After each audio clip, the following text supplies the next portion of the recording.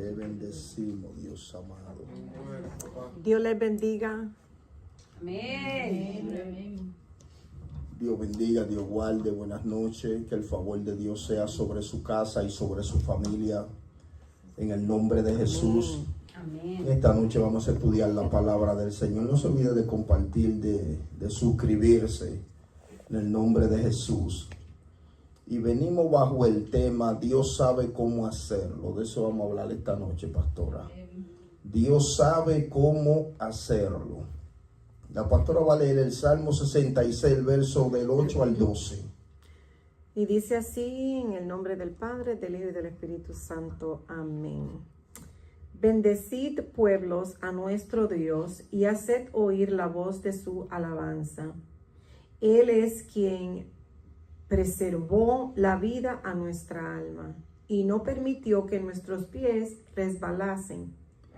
Porque tú nos probaste, oh Dios, nos ensayaste como se afina la plata, nos metiste en la red, pusiste sobre nuestros lomos pesada carga, hiciste cabalgar hombres sobre nuestra cabeza.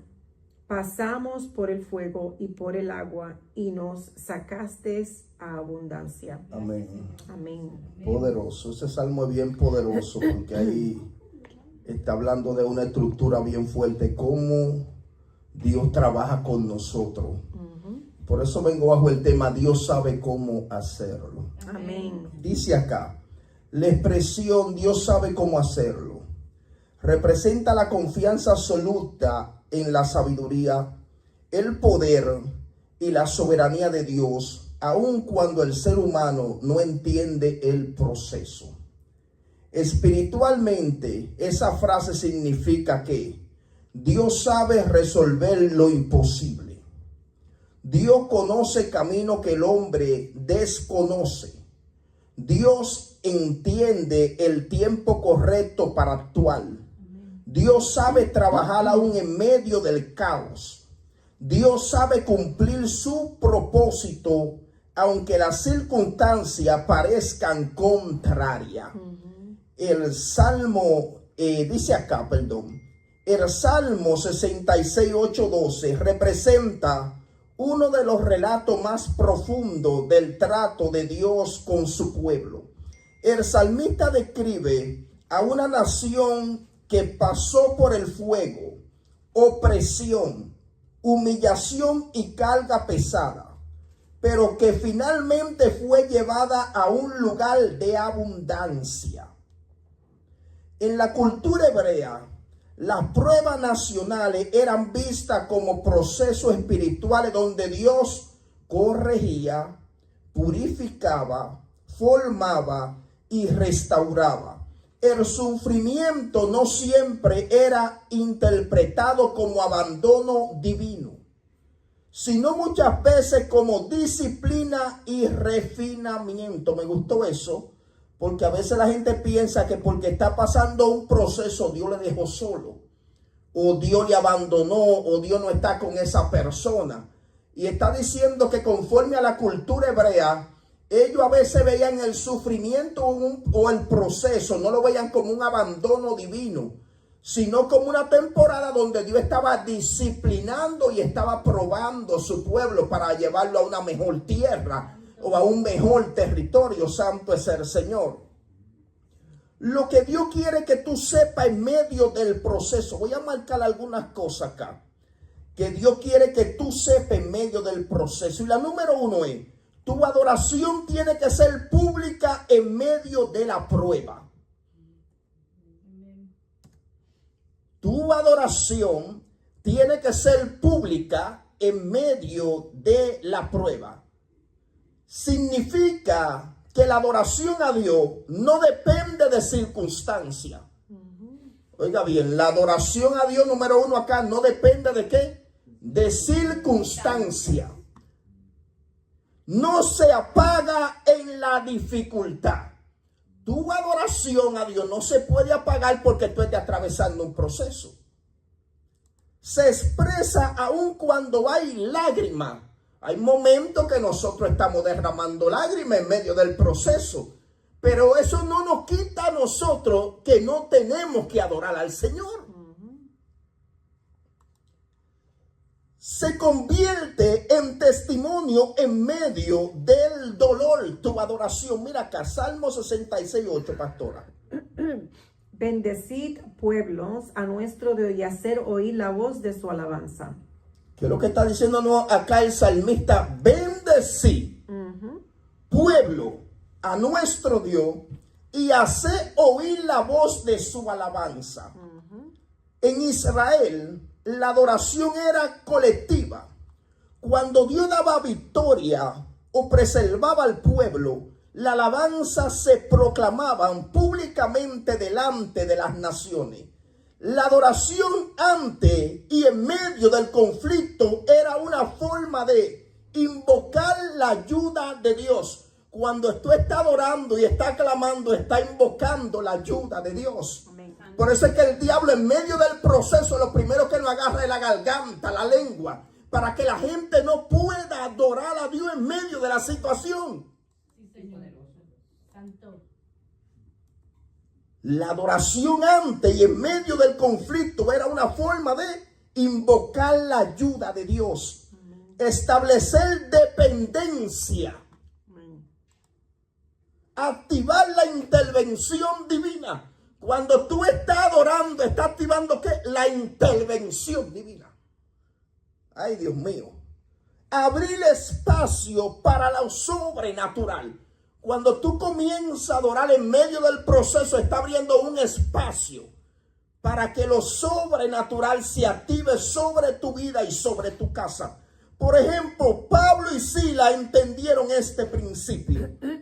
Hechos capítulo 16, verso 25-26, pastora. Dice así: pero a medianoche orando, Pablo y Silas cantaban himnos a Dios y los presos los oían. Entonces sobrevino de repente un gran terremoto, de tal manera que los cimientos de la cárcel se sacudían, y al instante se abrieron todas las puertas y las cadenas de todos se soltaron. ¿Qué usted me dice de eso, pastora? Esto es poderoso porque en este momento ellos estaban adoloridos, golpeados, sangrando, y aún así en medio de esa situación ellos estaban adorando y glorificando el nombre del Señor. Mientras ellos adoraron, no importando la situación, el dolor, la enfermedad, el agobio, vino el de repente de Dios, vino la visitación de lo sobrenatural, y ahí es donde está la clave. Eso es bien poderoso ahí, porque a ellos no cambiaron la condición por la adoración. Ellos dijeron, estamos en una condición gravosa, como usted estaba diciendo, pastora. En que ellos estaban encarcelados injustamente, porque fue injustamente que estaban presos. Con los pies en el cepo. Estaban inmovilizados. ¿Sabes qué es el cepo? Que te agarran los pies con una cosa de madera que usaban en la antigüedad. Estaban paralizados ellos con los pies en el cepo. Estaban golpeados. Y la espalda expuesta. La espalda estaba expuesta porque ellos habían reprendido un espíritu pitón y el pueblo le cayó encima y quería matarlo. Y lo azotaron a estos hombres. Estaban heridos, estaban golpeados en la parte más profunda de la cárcel. Pero ellos no cambiaron la adoración por la situación.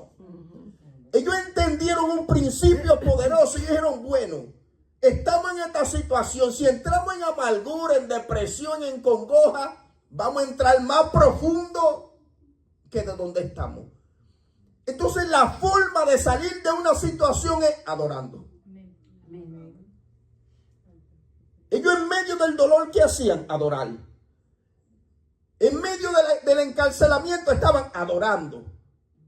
Levantaron un cántico poderoso a Dios. Lo que pasó fue que ellos estaban enfocados en Dios, mirando al caballero de la cruz. Porque cuando tú empiezas a evaluar tu situación, te da pena. Te empiezas a decir, ay, porque a mí. Conmiseración. Entonces ellos no estaban en eso. Un espíritu de víctima se le mete a la gente. de víctima, de que por qué a mí, no a los demás, y esto, bla, bla, bla. Entonces aquí se puede dejar entender que había una espiritualidad, una madurez en ellos, donde ellos solamente se enfocaron en Dios, mirando a la cruz y no le importando de lo que la gente dijeran, pensaran, por qué siempre todo esto a mí. Hermano, al fin y al cabo, tú estás predicando el evangelio, vas a ser perseguido. Claro. Entonces ya cuando tú ya tienes eso ya en la mente de que nada te va a molestar, nada te va a afectar, y me encanta ese principio de que ellos se enfocaron en Dios y no empezaron a decir, ¿por qué a mí? ¡Qué injusticia! Y nada de eso, no se pusieron a poner en nada de eso. Sí, porque era algo injusto. Imagínese usted que le hagan algo injusto, que no hay quien lo calle. Algo injusto. Que usted sabe que usted no cometió ninguna falta. Yo no cometí ninguna falta. Y estaban presos y golpeados. Y como dijo la pastora, algo bien poderoso. ¿En qué se enfocaron? En el caballero de la cruz. Porque ellos sabían que el único que lo saca de la situación es el caballero de la cruz. Y es un punto importante que dio la pastora, que a veces la gente está pasando un proceso y entra en un estado de víctima. Se enfocan en eso en vez de ignorar eso, dejárselo y a Dios conectarse. y conectarse al Señor. Porque conectarse, ellos se conectaron y dijeron, bueno, aquí abajo no hay señal, yo voy para arriba. Eso es así. Como dice David en el Salmo 121, alzaré mis ojos a los montes. ¿De dónde vendrá mi socorro? Ellos dijeron, bueno, David dice en el Salmo 21, que si yo alzo mis ojos para arriba, algo se va a activar. Ay. Así es. Y provocaron que una intervención.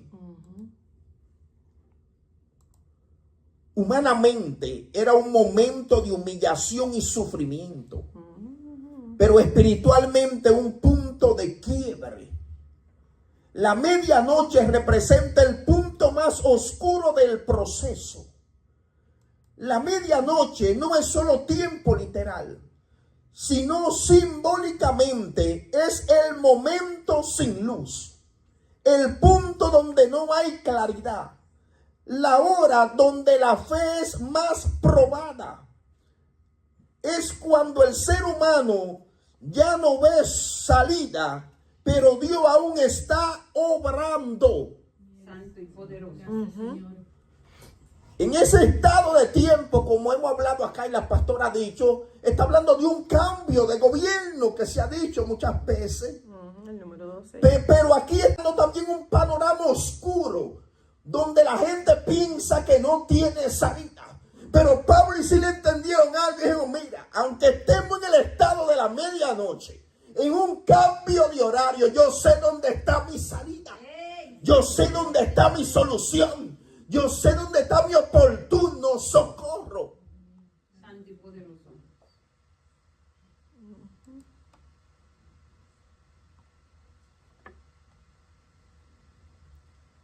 Tu adoración no depende del ambiente, sino de la convicción. Esto es algo importante. La adoración no depende del ambiente, sino de la convicción que tengamos nosotros. Pablo y Silas no adoraron porque todo estaba bien, sino porque su fe no estaba basada en su situación. Su relación con Dios no fue cancelada por la cárcel ni por el sufrimiento. Otro ejemplo poderoso de esto, Job. Job también entendió este principio, que la adoración no depende de circunstancia. En el libro de Job, capítulo 2, verso 9-10, ¿qué dice, pastora?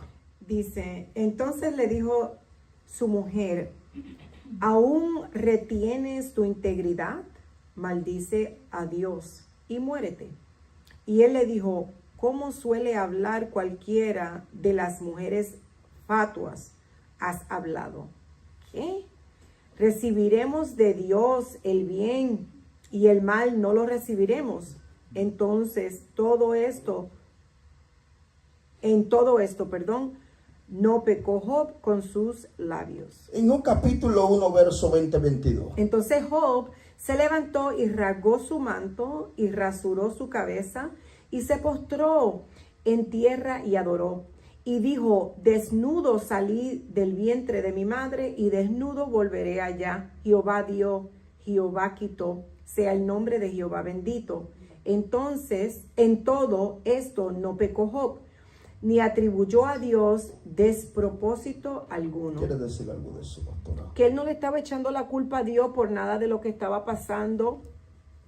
Él se humilló, porque Amén. ahí hubo, cuando se rasga los vestidos y se raspa la cabeza, es símbolo de humillación, de entregarse por completo. Y se postró y adoró, dice, se postró y adoró. Amén. Entonces él se humilló lo más sumo para dejarle entender a Dios, yo te voy a bendecir, tú me quites, no me des, lo que sea.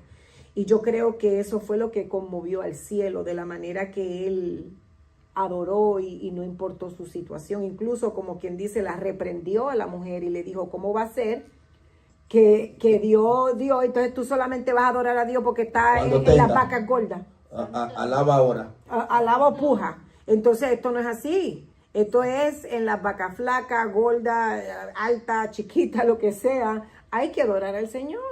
Eso es poderoso ahí. La mujer tenía un estado ahí como que dice, maldicha tu Dios, muérete. Y él le dice, pero ven acá, como dijo la pastora, tú nada más cuando estés en la vaca gorda, ¿qué quiere que adoremos? Y en la vaca flaca, entonces, ¿cuál es la actitud de nosotros? Porque Dios nos va a meter en temporadas difíciles para ver cuál es la actitud de nosotros. A ver qué va a salir de nuestra boca. Este hombre se fue los hijos, se fue el ganado, se fue todo. Se enfermó su cuerpo. ¿Y qué dijo este hombre? Se arrodilló y adoró. La situación no cambia la convicción de Job. No. Que la situación y el procesito que tú estés pasando no cambie tu convicción. Amén.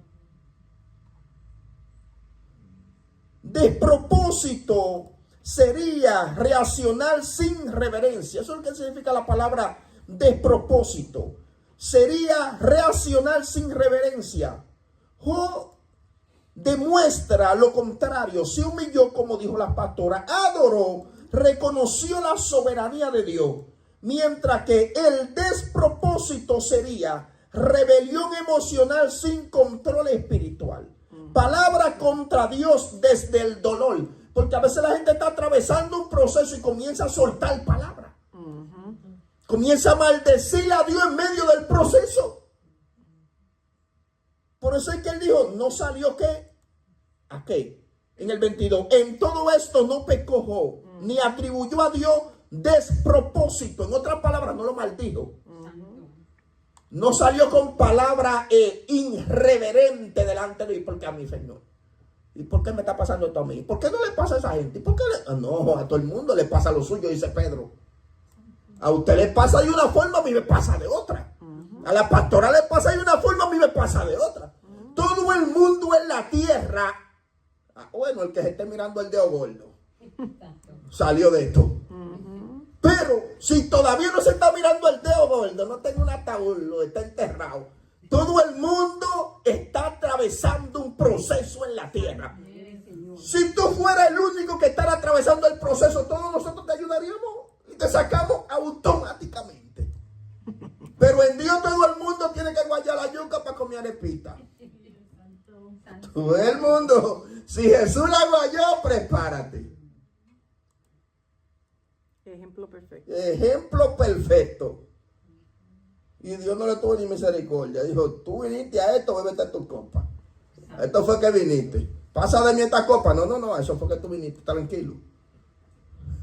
Dios no se la quitó, no le dijo, eso es lo que tú vas a hacer. Alabado sea Dios. Poderoso es Dios. Poderoso es Dios. Yes, Lord. Lo que Dios quiere que tú sepas en medio del proceso, tu adoración, número 1, tiene que ser pública en medio de la prueba. Recuerde esa palabra. Número 2 acá. Dios preserva en medio del peligro. Dios te va a preservar. No importa el proceso en el cual Dios nos meta a nosotros. Dios te va a preservar. Dios te va a guardar. Salmo 66:9, pastora. dice, Él es quien preservó la vida a nuestra alma y no permitió que nuestros pies resbalasen. Oye, aquí la palabra preservar implica proteger de destrucción. Dios te va a proteger ¿de qué? De destrucción. Mantener intacto. Conservar con propósito. Guardar para un fin futuro. En sentido bíblico, no es solo supervivencia, es custodia divina activa. Quiere decir que Dios tiene una custodia divina activa para nosotros. No importa cuán cerca tú ves el peligro.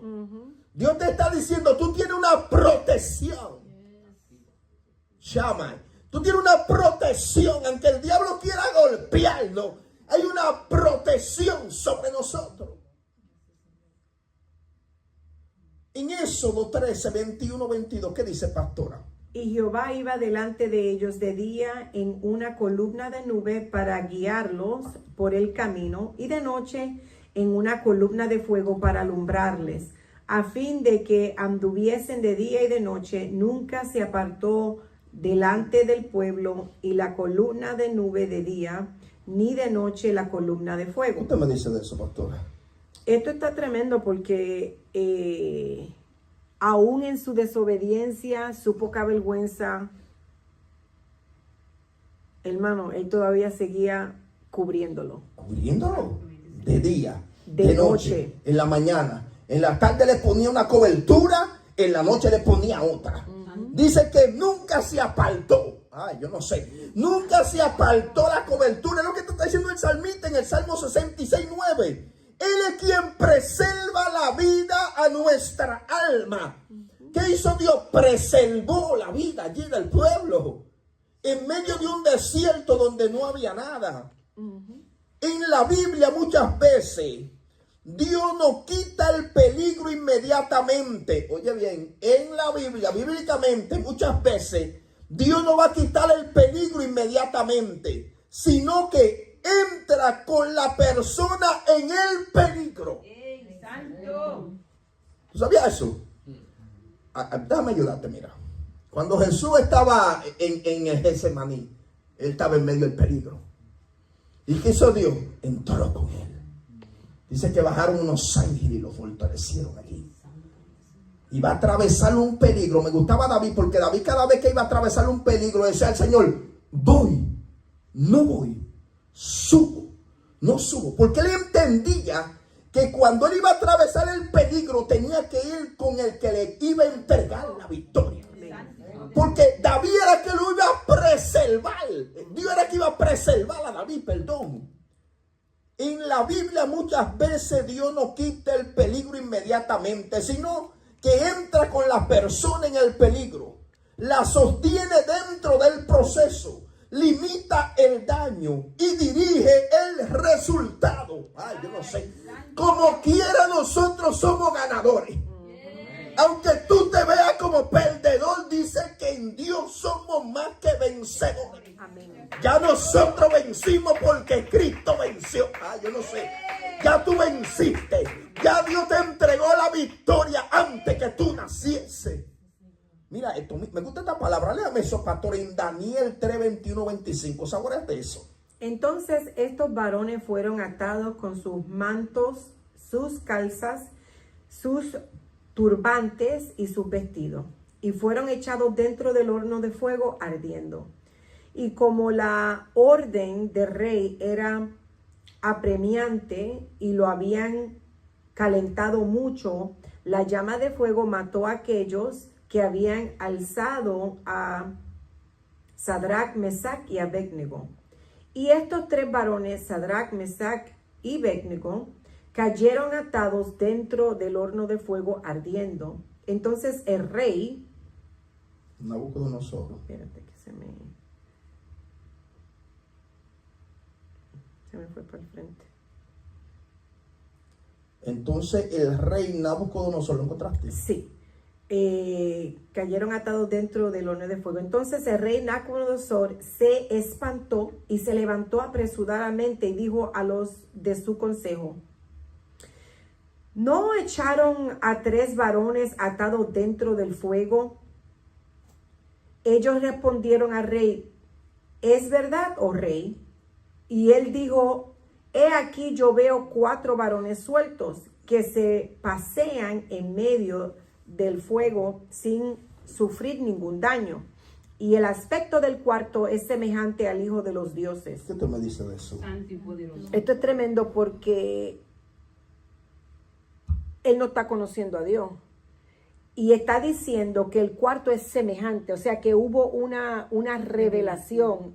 Dios revelándosele a él que él era Dios. O sea, eso fue tremendo.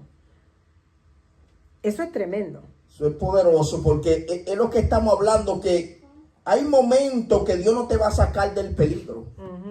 Pero Dios va a entrar contigo en medio de la aflicción, en medio de la enfermedad, en medio de la escasez, en medio de la persecución. Es como Pablo, el apóstol Pablo en Primera de Corintios 12 o segunda, no me acuerdo bien. Él decía, quítate este aguijón, quítate este aguijón, quítate este aguijón. Dice que oró 3 veces, quítame esto, quítame esto, quítame esto. Y de repente salió esa voz y dijo, bástate mi gracia. Bástate mi gracia porque yo voy a caminar contigo en medio del peligro. En medio de la debilidad yo voy a caminar contigo. Entrégame eso. Eso es lo que tú tienes que hacer, entregarle tu debilidad a Dios y Dios te va a hacer fuerte. Amén. Por eso es que dice la palabra, dile al débil, fuerte soy.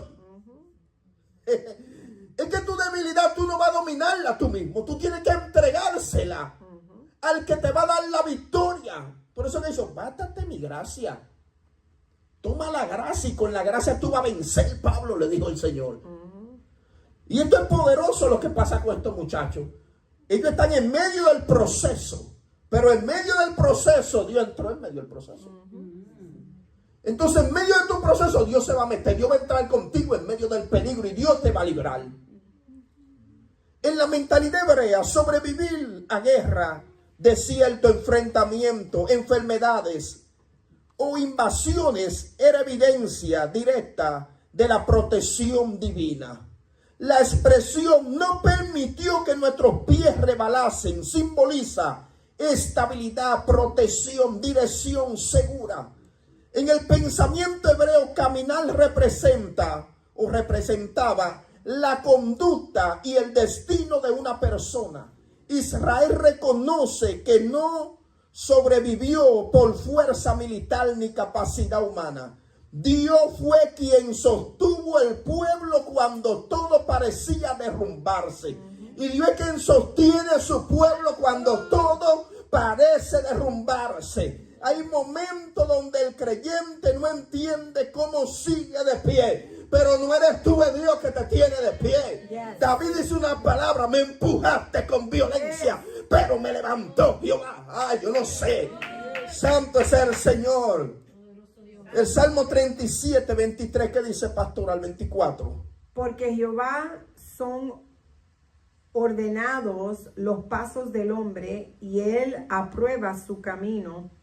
Cuando el hombre cayere, no quedará postrado porque Jehová sostiene su mano.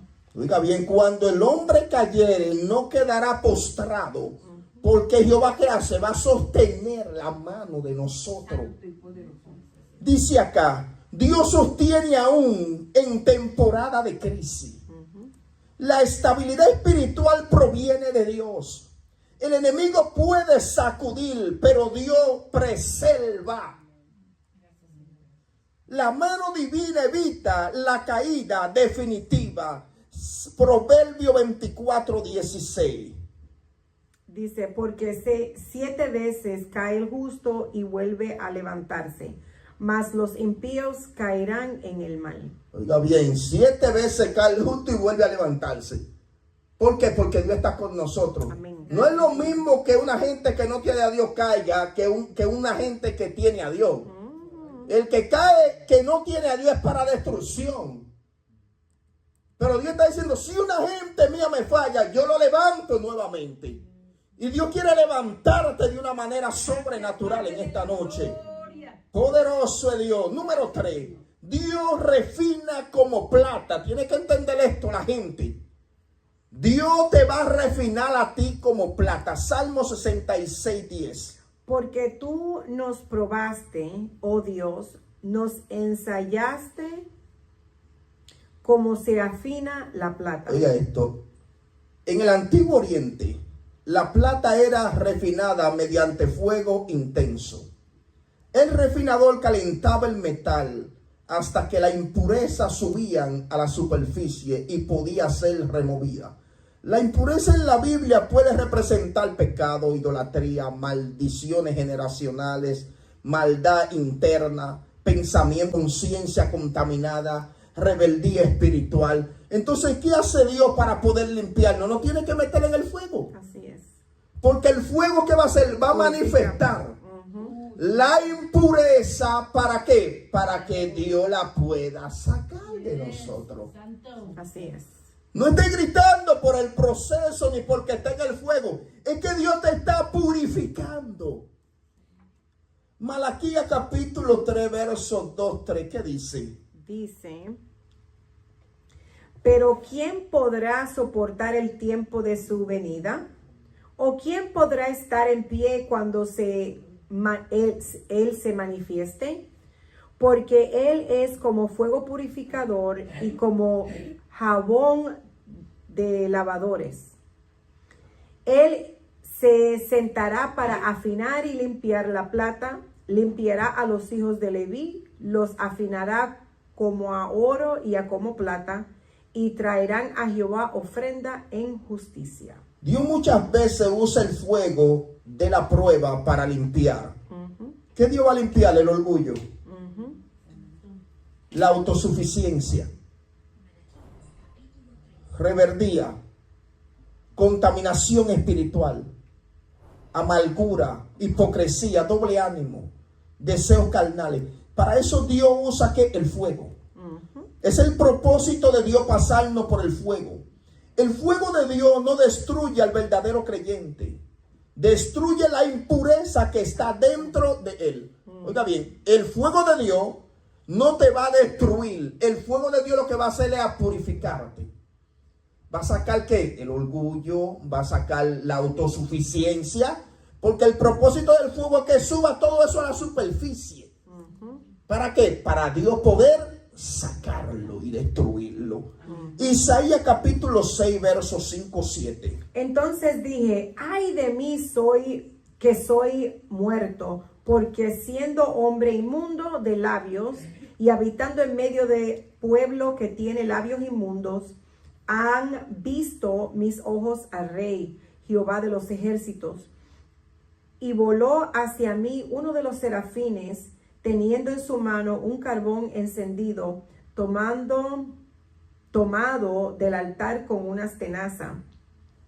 Y tocando con él sobre mi boca, dijo, he aquí que esto toca tus labios, y es quitada tu culpa y limpio tu pecado. ¿Qué te me dice de eso? Él estaba limpiando su pecado porque él se estaba quejando de que, wow, yo vi a Dios y yo entendió que él era pecador. Amén. Sí, pensé que, okay. Que él era pecador. Entonces, es interesante porque a veces mucha gente viene a la presencia del Señor como que ellos están limpios. Él se dio de cuenta, wow, y era un hombre que se estaba guardando, a pesar de que él estaba en un pueblo inmundo. Él entendió que aún siendo él santo, él era inmundo. Amén. Labios inmundos. Amén. Y yo creo que eso es bien importante. Por más santo que tú crees que tú eres, todavía Poderoso tienes Dios. una manchita. No, y Dios te quiere purificar, porque eso fue lo que hizo con el profeta Isaías. Y le metió el carbón en la boca. Parece que la boca era más caliente que el carbón. Y dijo, hay que meterle este tizón a este hombre para poder purificarlo y santificarlo y poder usarlo. Porque Dios te quiere usar, pero primero tiene que santificarte, tiene que quemar que la impureza del corazón. Yes. Eso fue lo primero que él hizo. Y después que dijo, ¿a quién enviaré? ¿Qué dijo el profeta? Envíame a mí, porque ya estaba purificado. Entonces, el propósito de Dios es que purificarnos por medio al fuego. Algo que tiene que entender es que el refinador no abandona la plata dentro del horno. Dios no te va a abandonar en medio del proceso. Santo eres. Dios está vigilando. Dios no va a dejar que la prueba atraviese más de lo que tú puedes soportar. En el libro de Job capítulo 23 verso 10, ¿qué dice? Mas él conoce mi camino. ¿Cuál tú dices? Ese 23, ok. Si me prueba, saldré como el oro. Oiga bien, mas Él conoce mi camino. Si me prueba, saldré como el oro. Wow, Job tenía una confianza bien buena. Porque le está diciendo, si me pasa por el fuego, yo voy a salir purificado. Voy a salir con victoria. Y Dios te está diciendo, hay que pasarte por el fuego para purificarte. Pero también va a salir que victorioso y va a salir transformado del proceso. Punto 4 acá. La red y el quebrantamiento humano muchas veces son necesarios. La red y el quebrantamiento humano muchas veces son necesarios. Hay gente que no quiere atravesar proceso, hay gente que le corre al proceso, hay gente que llora al proceso, pero esto es necesario, esto es obligatorio. Todo hijo de Dios tiene que atravesar el proceso. Salmo 66:11. Nos metiste en la red, pusiste sobre nuestros lomos pesada carga. Oiga bien eso. ¿Quién lo metió? ¿El diablo? No. No, para que usted entienda el lenguaje de Dios aquí. Porque todo a veces la gente, el diablo, te reprendo. Y la gente no dice, ¿por qué y para qué? Y este proceso, Señor, ¿eres tú o el enemigo? Usted tiene que preguntarle a Dios, ¿qué tú quieres que yo aprenda? Porque la gente nada más está enfocada en el diablo. Y aquí este salmo te está hablando que Dios nos mete en situaciones. Aquí está hablando la otra cara de Dios. ¿Qué está diciendo? ¿El diablo te mete en la trampa? No. No metiste en la red. Pusiste sobre nosotros, sobre nuestros lomos pesada carga. Mira acá. No metiste en la red. En la cultura del antiguo cercano oriente, la red era usada por, número 1, cazadores para atrapar animales, pescadores para capturar peces y también simbólicamente para hablar de trampas militares o políticas. La idea aquí es que Israel se sintió atrapado, sin escapatoria, como un animal enredado que pierde su libertad. En la mentalidad hebrea esto representaba prueba inevitable. Hay pruebas que son ¿qué? Inevitables. Momentos donde Dios permite presión. Hay momentos que Dios va a permitir presión. Porque Dios quiere saber de qué material tú estás hecho. Hay momentos que Dios te va a probar. Amén. Temporada donde el hombre no puede depender de su propia fuerza. Hay temporada, mira, que tu capacidad se agota como la mujer del flujo de sangre. Dice que gastó todo lo que tenía y después puso los ojos sobre Jesús. Éxodo 14, del 1 al 4, ¿qué dice? Dice, habló Jehová a Moisés diciendo, di a los hijos de Israel que den la vuelta y acampen delante de Pihahariot, entre Migdol y Mar hacia Baal Zephón. Delante de él acamparéis junto al mar, porque Faraón dirá de los hijos de Israel, encerrados están en la tierra y desierto los ha encerrado. Y yo endureceré el corazón del Faraón para que los siga, y seré glorificado en Faraón y en toda su ejército, y sabrán los egipcios que yo soy Jehová, y ellos lo hicieron así. ¿Tú te entiendes? ¿Quiere decir algo? No, esto es tremendo porque fue Dios el que automáticamente endurece. Si uno lee lo antes y después, está diciendo que Dios es Dios. Él a propósito blandece el corazón del faraón para dejarlo ir, le entrega la plata y todo, pero después trae conocimiento, le endurece el corazón y va detrás de ellos. O sea que Dios tiene absolutamente control de todo. Eso es amén. Dios sabe cómo hacerlo. A ese es el punto. Porque dice en el verso 2, di a los hijos de Israel que den la vuelta y acampen delante de Piairo, entre Midol y el mar hacia Baal-Zephón. Delante de él acamparé junto al mar. Y el verso 3, porque el faraón dirá de los hijos de Israel encerrados, están en el desierto. ¿Y quién está provocando esto? ¿El diablo? No, Dios. No, Dios. Por eso es que a veces Dios, el punto acá, la red y el quebrantamiento humano muchas veces son necesarios. Dios lo metió en un estado que ellos no tenían que, aparentemente, humanamente, no tenían salida. El faraón atrás, el mal delante. ¿En qué situación tú te encuentras que aparentemente no tiene salida? Porque Dios te está diciendo, soy yo que provoco cosas.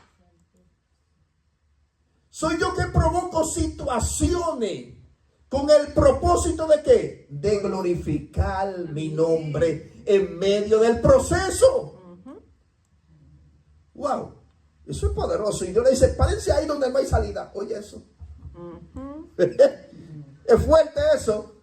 Que tú buscando una solución y Dios te para en un lugar que aparentemente no hay salida. ¿Qué tú vas a pensar? ¿Qué decían los hijos de Israel? Encerrados estamos. ¿Acaso no había tumba en Egipto que nos traíste aquí a morirnos? Porque la carnalidad de nosotros siempre estaba blasfemando contra lo que Dios está haciendo. Lo que me impacta es que lo paró frente a Piairo. Y un día yo le dije que eso significa la puerta de la libertad. Quiere decir que en el lugar que tú piensas que no hay salida, allí está la puerta de la libertad. Él no lo paró ahí porque lo quiso parar. Todo tiene un porqué y para qué. Dios es poderoso. Dios es poderoso. Dios es poderoso. Santo. Dios permite momentos donde el hombre entiende que su fuerza no son suficientes.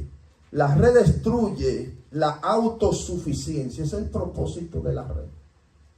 La autosuficiencia aquí tiene que caer. Cuando Dios te mete en ese proceso que no hay salida ni para adelante ni para atrás, está diciendo, se me acaban la fuerza. Como en una ocasión dijo Josafat, no sabemos qué hacer. Y a ti volvemos ¿qué? Nuestros ojos. Y eso es lo que Dios quiere con nosotros en esta noche. Que la autosuficiencia caiga por tierra. Amén. Y que entendamos que solamente en Él tenemos la salida del proceso. Eso es así, amén. Hey, Sharamakaya. Amén. Muchas veces Dios permite que se cierren puertas humanas para que el corazón vuelva a depender completamente de Dios. Salmo 50:15 dice, invócame en el día de la angustia, te libraré y tú me honrarás. Oye eso, invócame. Dios te está diciendo, invócame en el día de la angustia. Y Dios te está diciendo dos cosas, te voy a librar y te voy a honrar. Santo. Me gusta eso. Le está diciendo en el día del gozo, en el día de la abundancia, está diciendo, invócame en el día de la angustia, te libraré y tú me honrarás. Que Dios te va a librar. Amén. Dios te va a librar, no importa el proceso, Dios te va a librar. Dios te está diciendo, invócame. Invócame, clama a mí, clama. Y yo voy a salir a tu rescate. Yo voy a salir a tu encuentro. Ay. Yo voy a abrir la puerta que está encerrada. Pero tienes que invocarme de veras. Hay procesos donde Dios rompe la independencia humana. La red representa limitación y dependencia. El quebrantamiento prepara el corazón para Dios. La angustia puede convertirse en encuentro espiritual. Por eso es que a veces Dios tiene que meternos en proceso, porque es la única forma que lo buscamos. No hay otra forma. No hay otra forma. La carga que Dios depositó en nosotros forma el carácter. Es el propósito de la carga. Cuando usted siente carga pesada, hay carga que pone el diablo, pero hay carga que la pone Dios en nosotros. Y es con el propósito de que de transformar nuestro carácter. Salmo 66:11, la parte B. Pusiste sobre nuestros lomos pesada carga. ¿Quién puso la carga? ¿El diablo? No. Por eso es que usted ahora tiene que analizar, ¿esto es tuyo o del enemigo? ¿Qué tú quieres? ¿Qué tú quieres que yo aprenda? No es como un varón que había en la iglesia allá y estaba pasando un proceso de finanzas. Y yo le dije, es que usted no quiere atravesar el proceso, usted no quiere pasar el proceso con 100. Y él me dijo, no, es que yo no quiero eso. Una resistencia. Una resistencia, como dice Isaías, el tieto diciéndole al hacedor qué hacer. No, que yo no quiero pasar eso, y todavía anda por ahí patinando en el hielo. Todavía anda como un loco patinando en el hielo. ¿Por qué? Porque él no ha querido rendirse, él no ha preguntado, ¿qué tú quieres? ¿Qué tú quieres en medio de esto? Tú tienes que preguntarle a veces, ¿qué tú quieres, Señor? ¿Qué tú quieres que yo aprenda? Porque los procesos son para Dios enseñarnos. Pusiste sobre nuestros lomos pesada carga. En la antigüedad, los esclavos cargaban peso enorme sobre su espalda. La imagen representa servidumbre, agotamiento, humillación, presión constante. La carga permitida por Dios muchas veces desarrollan resistencia. Es el propósito de Dios ponerte pesada carga a veces. Para desarrollar ¿qué? Resistencia. Producir ¿qué? Humildad. Eso va a producir humildad en ti. Destruir ¿qué? El orgullo. Y enseñar obediencia. Es el propósito de la carga que Dios deposita. Dios no coloca peso para destruir, sino para formar nuestro carácter. Salmo 119:71, pastora.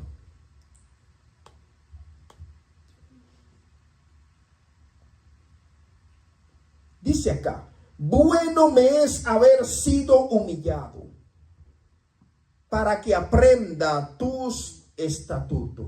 Oiga cómo él ora acá, David, poderoso. Bueno, él dijo bueno. Me es haber sido humillado. ¿Y qué provocó la humillación en el salmista? Para que aprenda su estatuto. Bueno, él dijo, bueno fue el quebrantamiento, bueno fue el proceso, porque de eso saqué ¿qué? Aprendizaje. Entonces, eso es lo que Dios está diciendo, del proceso tú tienes que sacar aprendizaje. Cuando tú estabas en la escuela y te quemabas, ¿qué hacías? Repetía. Yo creo un curso como 4 o 5 veces. Repetía. Y no por mal estudiante, sino por estar pasillando y estar en eso cuando yo era niño. Como 2 veces yo repetí un curso. O 3. ¿Por qué lo repetí? Por malo, por mal estudiante. Por hacer lo que no tenía que hacer. Y Dios te está diciendo, bueno me es haber sido humillado, dijo el salmista, para que aprenda. Dios quiere que tú aprendas. No te quemes, no te quemen. Dios no quiere que tú te quemes. Dios no quiere que tú sigas patinando en el mismo proceso, No te des con esa adoración que dice, ay, me caigo, mañana me levanto. Yes. Hoy me caigo. Suelte eso, hermano, quédese parado. Amén. Si no puede quedarse parado, amárrese 2 sogas en los brazos y pégase de un palo ahí. Y quédese parado aunque sea la mala, que alguien le agarre la mano. Pero quédese parado, ¿cómo te va a dar? Ay, me caigo, mañana me levanto. Hermano, usted no es un creyente climático. Usted tiene que tener estabilidad. David dijo, aprendí de esto. Bueno fue el proceso, aprendí, me gustó. ¿Quiere decir algo, pastora? Las cargas pueden producir crecimiento espiritual. Ese es el propósito. Está terminando. La presión revela el carácter verdadero. Dios usa procesos difíciles para enseñar obediencia. La humildad nace muchas veces del sufrimiento. De eso nace la humildad de la gente, del sufrimiento. Y por último acá, Dios te saca del proceso con buen resultado. Santo. Para que usted vea, nada más no es que Dios te va a dar candela. No. Dios también te va a dar recompensa. Aterriza un poquito y respire profundo. Dios te va a dar recompensa. Dios te saca del proceso con buen resultado. Salmo 66, 12. Con esto estamos terminando. Hiciste cabalgar hombres sobre nuestra cabeza. Pasamos por el fuego y por el agua. Y nos sacaste a abundancia. Oiga acá, ¿qué está diciendo? Pasamos por el fuego y por el agua. ¿Y salimos? No sacó. Gracias, Señor. No sacó. David está en el Salmo 40 en el lodo cenagoso. ¿Y qué hizo Dios? Lo sacó. Quiere decir que Dios te va a visitar y te va a sacar. Santo. Dios te va a sacar del estado, de la situación, del proceso. No te va a quedar en el agua, no te va a quedar en el fuego, no te va a quedar en el horno, no te va a quedar en el lago cenagoso. Dios te va a sacar. Ramasaya. La palabra abundancia aquí implica espacio amplio después de estar limitado. Eso es lo que Dios va a hacer. El espacio, un espacio amplio. Libertad después de presión. Expansión después de restricción. Abundancia después de proceso. Descanso después de presión. Eso es lo que Dios te está diciendo. Te voy a sacar de esa presión que no te deja tranquilo, de esa persecución. Te voy a dar liberación. Salmo 18, 19. Me sacó al lugar espacioso, me libró porque se agradó de mí. Oiga eso, ¿qué usted me dice, pastora? Diga, ya estamos terminando. Como usted estaba diciendo, que después del proceso Dios bendice. Claro. Aquí dice que lo sacó a un sitio espacioso. Claro, te sacó de la estrechez.